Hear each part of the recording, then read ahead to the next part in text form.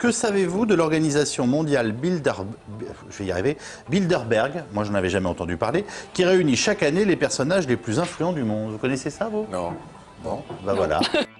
Vous aspirez aux plus hautes responsabilités d'État. C'est peut-être pour ça que vous avez été invité au Bilderberg 2015 en Autriche. Est-ce que vous pouvez nous dire quels sujets ont été abordés au cours de cette réunion et qu'est-ce que vous vous êtes dit?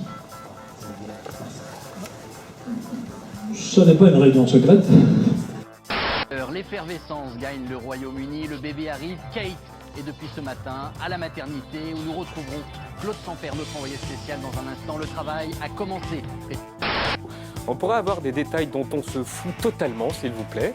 Retour ensuite à Paris où il a déjeuné chinois, nous a-t-on dit. Je souhaiterais que vous puissiez faire vérifier par la séance, grâce aux enregistrements vidéo, comment se déroulent les votes. À plusieurs reprises, encore cette fois-ci, j'ai compté 60 parlementaires de la majorité et on arrive à 148 votes favorables. Le terrorisme encore, mais avec un attentat déjoué cette fois au Canada. 2 hommes s'apprêtaient à prendre pour cible un train de passagers sur la ligne très fréquentée qui relie Toronto à New York. Ils ont été interpellés à Toronto justement et à Montréal. Ils affirment qu'ils se préparaient à agir pour le compte d'Al-Qaïda en Iran. Un lama qui prend le tramway, c'est possible. C'était possible en tout cas à Bordeaux, où une bande de fêtards passablement éméchés a libéré un lama de sa cage d'un cirque. Se promenant avec l'animal en centre-ville, ils ont fini par le faire monter dans un tramway. Mais, regardez l'image. La reprise, elle est là.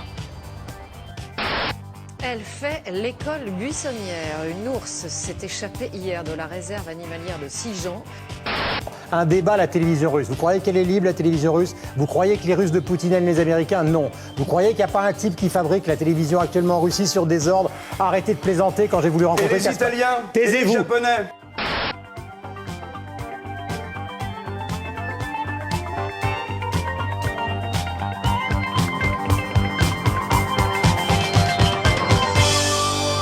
Salut à tous et bienvenue pour ce nouveau numéro des infos dont on parle peu. Ravi de vous retrouver aujourd'hui pour ce 173e numéro.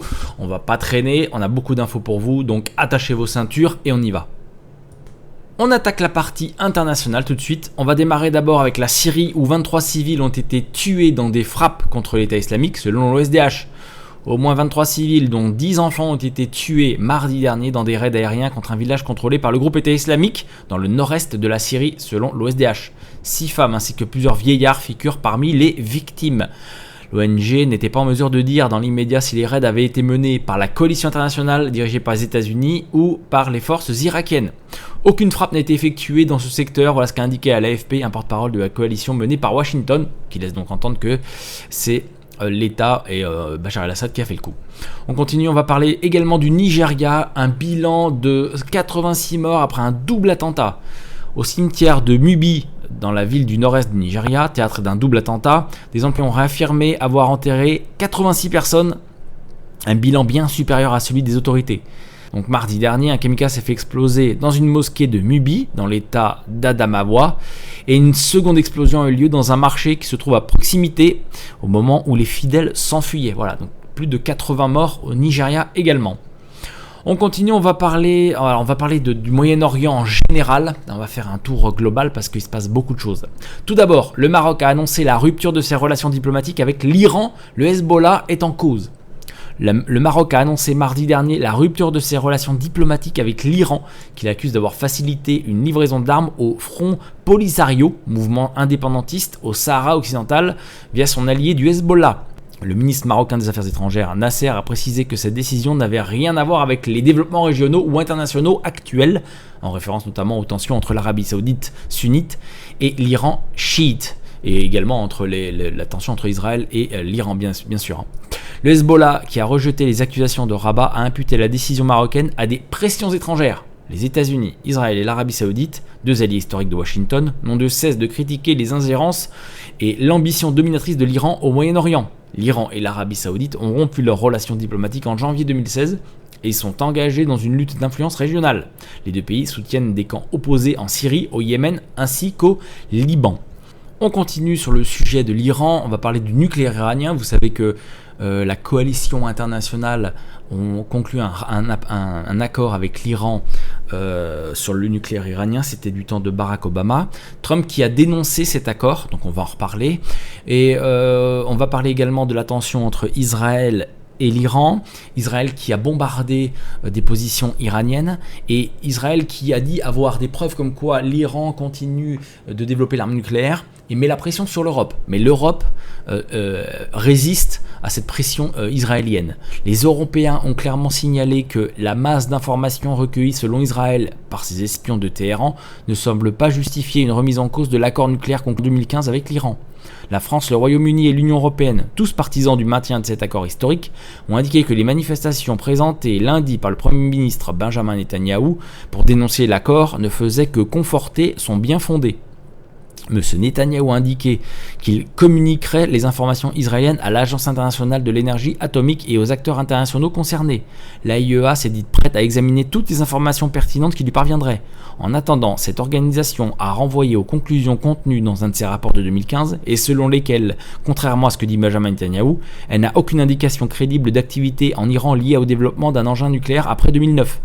M. Netanyahou a défendu ses propos sur la chaîne américaine CNN en disant « Personne n'était mieux renseigné qu'Israël sur l'Iran et personne ne cherche la confrontation avec l'Iran », a-t-il toutefois temporisé. On en doute un petit peu étant donné que là ils ont commencé à bombarder, ils ont frappé et ont fait plus de 23 morts. La Russie a appelé à la retenue après les frappes israéliennes contre des infrastructures iraniennes en Syrie jeudi dernier.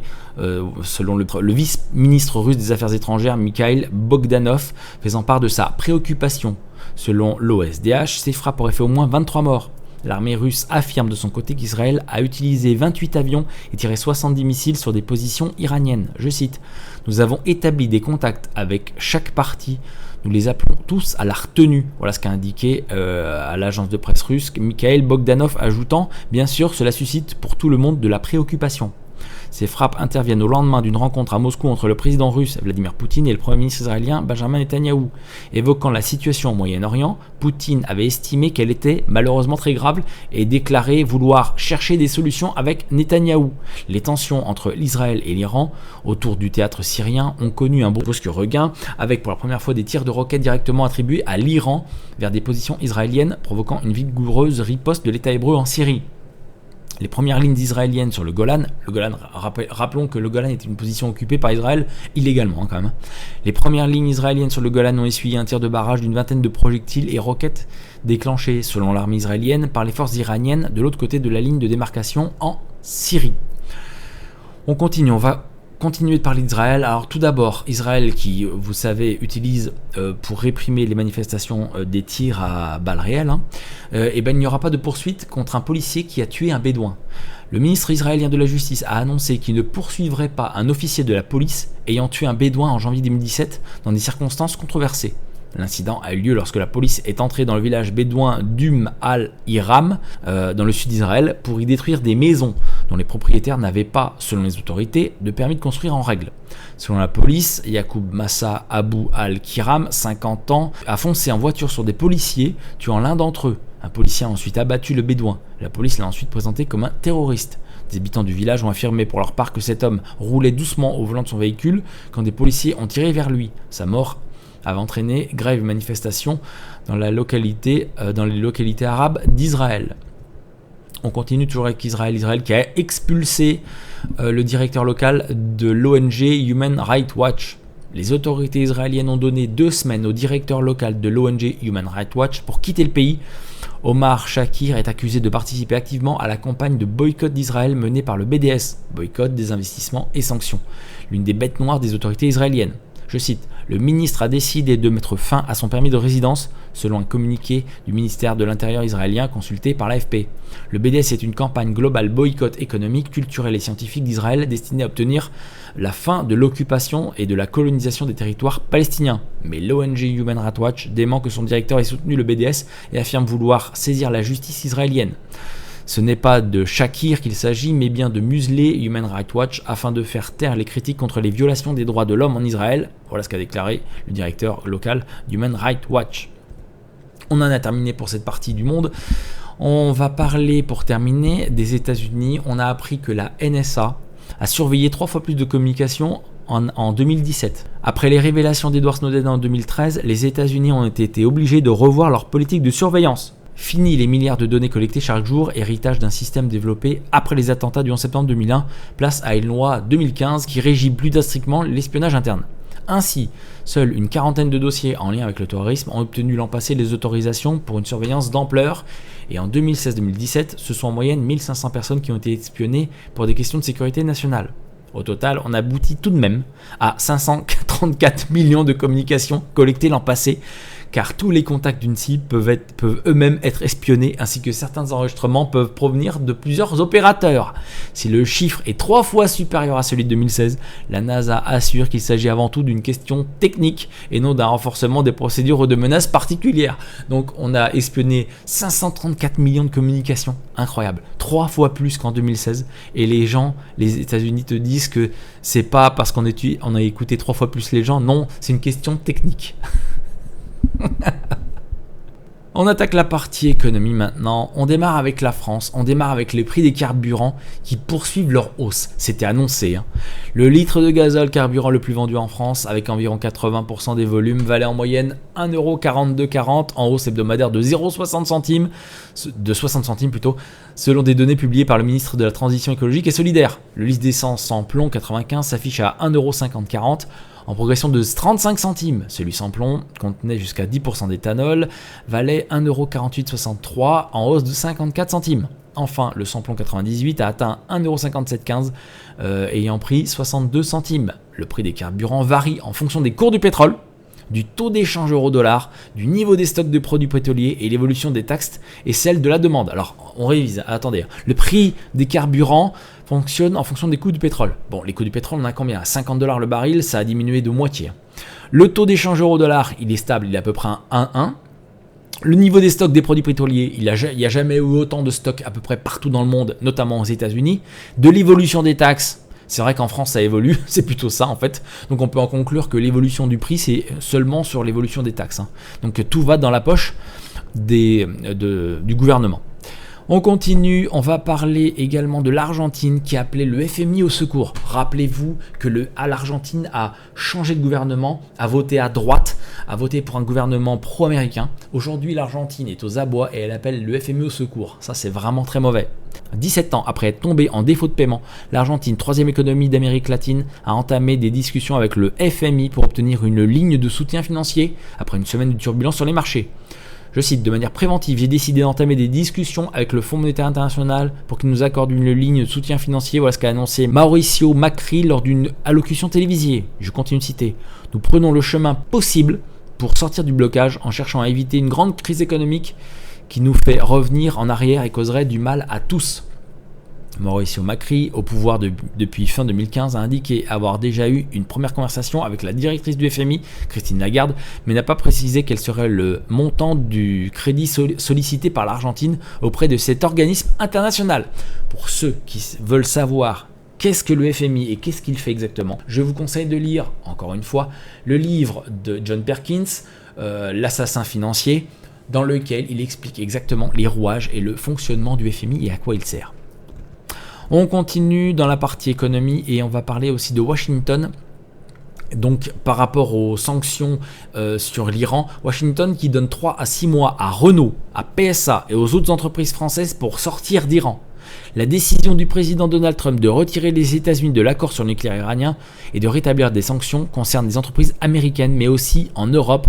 Elles interdisent les sociétés françaises de commercer avec Téhéran. Outre les avionneurs américains Boeing et européens Airbus, le conglomérat industriel General Electric, les constructeurs automobiles allemands Volkswagen et franco-japonais Renault-Nissan pourraient être touchés, alors que les responsables américains ont insisté pour que les entreprises européennes se conforment aussi au rétablissement des sanctions. Ainsi, Renault, qui a vendu plus de 160 véhicules en Iran l'an dernier, pourrait être touché en raison de la présence aux États-Unis de Nissan. Son compatriote PSA est déjà particulièrement bien implanté en Iran, où il a une part de marché de 30%. Absent des États-Unis depuis 1991, PSA a indiqué en janvier songer à lancer un service d'autopartage dans une ou deux villes américaines auxquelles il pourrait devoir renoncer. La major pétrolière française Total, associée au groupe chinois CNPC, a elle signé un accord portant sur un investissement de 5 milliards de dollars pour exploiter le gisement de Sousse-Pars, mais avait prévenu que le maintien de cet accord dépendrait de la position de Washington sur le nucléaire iranien. De leur côté, les entreprises allemandes devraient cesser leurs activités en Iran immédiatement, selon les demandes des États-Unis. Le conseiller à la sécurité nationale américaine, donc John Bolton, a indiqué que le rétablissement des sanctions américaines est effectif immédiatement pour les nouveaux contrats et que les entreprises déjà engagées en Iran auront quelques mois pour en sortir. Selon les trésoriers américains, le délai va de 90 à 180 jours. Rappelez-vous de ce qui s'était passé lorsqu'on a signé l'accord avec les États-Unis.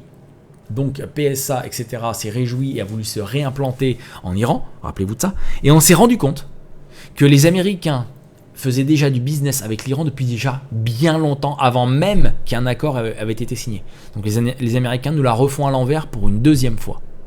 On attaque la partie France maintenant, on démarre avec le gag du jour, puisque avec la baisse du chômage, Pôle emploi envisagerait la suppression de 4000 postes. Pôle emploi risque de faire les frais de la baisse du chômage. Au cours des 3 prochaines années, l'opérateur public pourrait diminuer ses effectifs de plusieurs milliers. Selon le JDD, ça pourrait être 4000 postes en moins. Un recul sans précédent depuis la création du réseau, issu du mariage en 2008 de l'ANPE et des ACEDIC, au sein duquel travaillent 54 000 personnes. Alors ça, c'est vraiment un gag, puisque on va vous donner les vrais chiffres du chômage de mars 2018, vous allez voir que le chômage ne diminue pas du tout. Alors, on va parler des demandeurs d'emploi catégorie par catégorie. Catégorie A, celle qui nous intéresse, 3 808 100 chômeurs. Où est la baisse ? Catégorie B, 782 900 chômeurs. Catégorie C, 1 393 200 chômeurs. Catégorie D, 318 300 chômeurs. Catégorie E, 388 700 chômeurs. Au total, on a donc 6 691 300 chômeurs. Où est la baisse là-dedans ? Ne sont pas comptés dans ces 6 691 300 chômeurs les 997 500 qui bénéficient du RSA, les 1 300 000 qui ont une prime d'activité, de reprise d'activité, les 1 100 000 au bas mot qui ont une pension d'invalidité, les 1 500 000 qui n'ont rien, les sans droit. Au final, on arrive à un total de plus de 11 millions de demandeurs d'emploi en France et de travailleurs pauvres occasionnels. C'est quand même scandaleux ce qu'on entend. Hein. On continue avec cette partie France. On va parler des migrants, parce qu'on ne sait pas vraiment où les mettre. Et on parle de faire un centre pour migrants dans le bois de Boulogne. Ça va être chouette. Hein. Alors que 3000 migrants s'entassent dans 3 campements de fortune au nord de Paris, voilà que ressurgit l'idée de créer un centre temporaire d'accueil pour migrants dans le bois de Boulogne, dans le 16e arrondissement de Paris. Déjà défendu par les écologistes et le PC il y a 2 ans, le projet est remis sur la table par un groupe communiste, Front de Gauche, lequel dépose un vœu en ce sens au Conseil de Paris qui débute dans 3 jours, qui a débuté cette semaine. Je cite, « Ce serait bien que tout le territoire, dont l'ouest parisien, contribue à l'effort d'accueil des personnes migrants, car aujourd'hui, c'est toujours dans le même endroit que ça se passe, selon Jean-Noël Aqua, conseiller communiste. » À l'hôtel de ville, on souligne que le vœu sera repris et voté par l'exécutif, la maire d'Anne Hidalgo elle-même ayant proposé à l'État de mobiliser ce lieu. Situé à proximité de l'hippodrome de Longchamp, le terrain de 3,5 hectares a l'avantage d'être viabilisé et de déjà disposer de sanitaires et d'électricité, puisqu'il devait, dans les prochaines semaines, accueillir des gens du voyage et leurs caravanes. Voilà, on va faire un village dans le village à Paris, ça va être chouette. On continue avec la partie France, on va parler des agressions sexuelles qui sont en forte hausse en France. La préfecture de police de Paris vient d'accéder aux demandes des maires d'arrondissement qui voulaient connaître les évolutions des crimes et délits sur leur territoire d'élection. Grâce à cette transparence salutaire, également voulue par le ministre de l'Intérieur Gérard Collomb, ces édiles reçoivent désormais régulièrement les statistiques de la délinquance dans leur arrondissement, mais aussi celles de Paris intramuros. L'envoi du premier trimestre a de quoi surprendre. On découvre une véritable explosion des violences sexuelles, plus 29%. En comparaison avec la même période de 2017, déjà plus de 600 affaires en 3 mois. Les infractions constatées sont aussi passées de 471 à 608. On continue, on va parler également d'un militaire de l'opération Sentinelle qui s'est suicidé avec son arme. Selon LCI, un militaire de l'opération Sentinelle s'est donné la mort dimanche dernier dans les Pyrénées-Orientales avec son arme de service, un fusil FAMAS. Âgé de 25 ans, le jeune soldat appartenait au 2e régiment d'infanterie et était en poste au péage de l'autoroute A9 près de la frontière avec l'Espagne. Les raisons de son geste sont encore inconnues. On aimerait bien savoir aussi avoir des statistiques sur le nombre de morts militaires et policiers. On continue et on va parler, pour terminer cette partie France, des JO de 2024 à Paris, puisque la piscine olympique apparemment pose problème. Le casse-tête olympique pour la piscine de Paris 2024.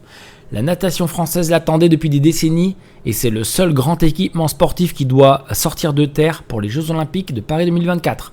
Mais le centre aquatique de Saint-Denis vire au casse-tête. Plus cher que prévu, sa gestion après les Jeux inquiète aussi.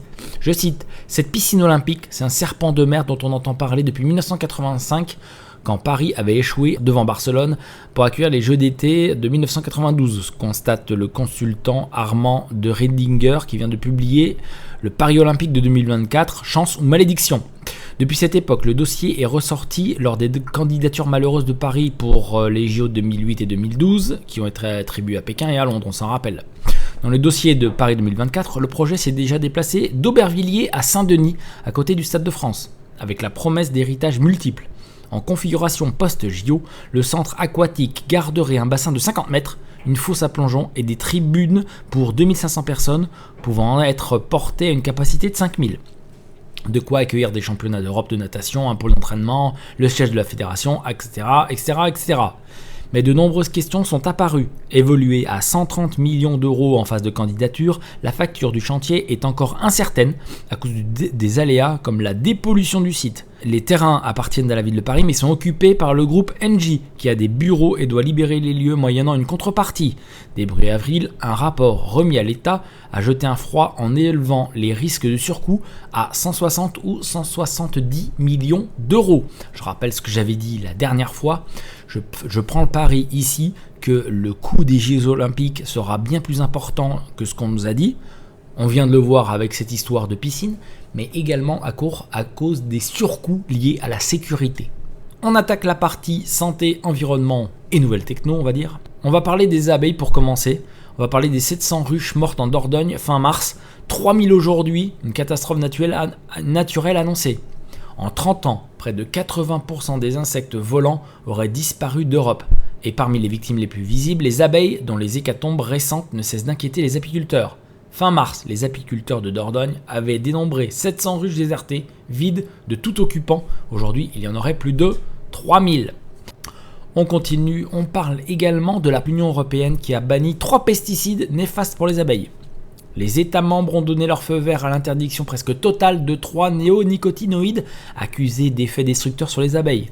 La majorité qualifiée a été obtenue à l'issue d'une réunion d'un comité permanent en charge du sujet. D'après l'AFP, la France, le Royaume-Uni et l'Allemagne ont voté en faveur de la proposition de la Commission soutenue par le Parlement européen. 4 États, la Roumanie, la République tchèque, le Danemark, la Hongrie, ont voté contre.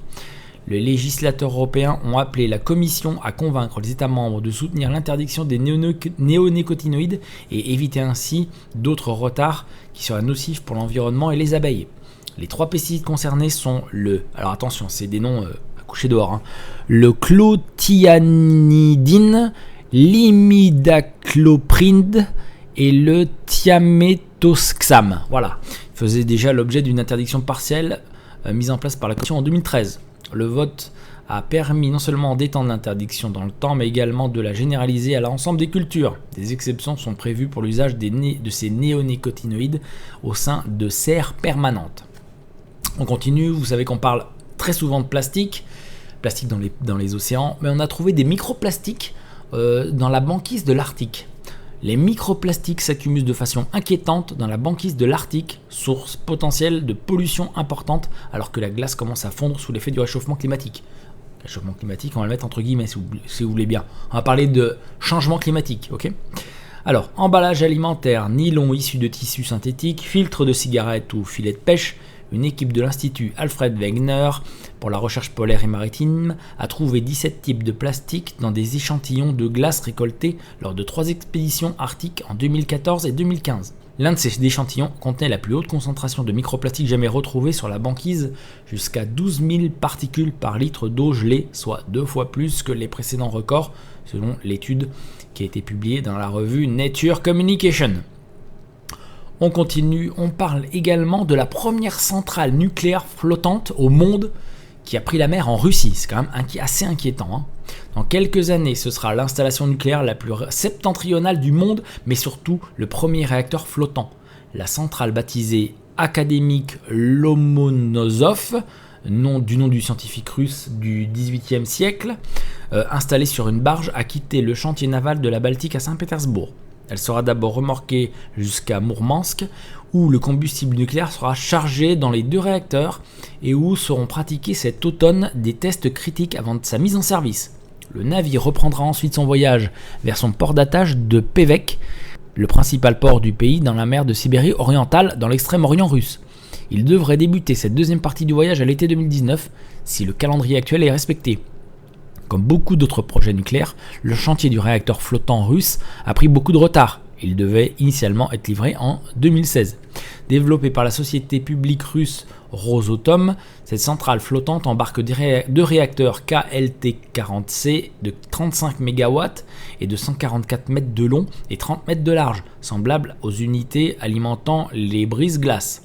Cette technologie du réacteur flottant de petite taille est idéale pour approvisionner les zones difficiles d'accès en électricité et en chaleur selon son concepteur.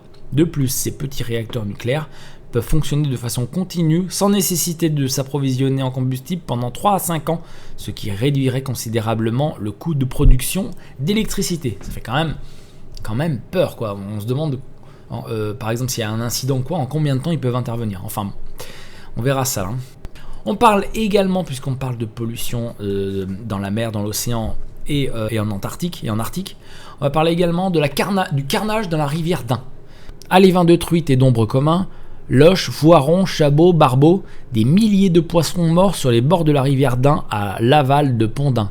L'association de pêche Protection Vallée de l'Ain dénonce un carnage. Selon les pêcheurs, il serait dû à une baisse trop brutale du débit du cours d'eau qui est passé de 28 mètres cubes seconde à 12 mètres cubes seconde en quelques minutes. Résultat, les petits poissons n'ont pas eu le temps de redescendre le lit de la rivière et se sont retrouvés piégés à sec. Une véritable catastrophe écologique. La pire mortalité que j'ai vue depuis des années, estime Nicolas Pandmic, garde-pêche du pont d'Ain. On continue, puisqu'on parle de catastrophe, on va parler également des lions d'Afrique qui pourraient disparaître totalement d'ici 2050. En Afrique, le lion n'évolue plus que dans 15% de ce qui était autrefois son territoire tout entier. Le chiffre est encore plus alarmant si on le ramène à l'Afrique de l'Ouest où la situation est la plus critique. Des chercheurs ont ainsi mené une étude sur 6 ans et 11 pays de la région. Les résultats sont aussi édifiants qu'inquiétants. Les lions ne sont plus présents que dans 5 de ces pays. Le Sénégal, le Nigeria, le Bénin, le Niger et le Burkina Faso. Cette zone de présence de 49 000 km² ne représente que 1,1% de la zone historiquement habitée par le lion d'Afrique. Les chercheurs se sont concentrés sur les 21 zones protégées pour la conservation de l'espèce. Là encore surprise, sur 21 zones sont officiellement considérées habitats protégés pour les lions, la plupart sont inexistantes dans la pratique. Aucun budget n'y est alloué, aucune gestion n'est faite et n'existe aucun personnel ou patrouille pour encadrer ces zones dans lesquelles on ne trouve d'ailleurs pratiquement plus aucun félin. Magnifique.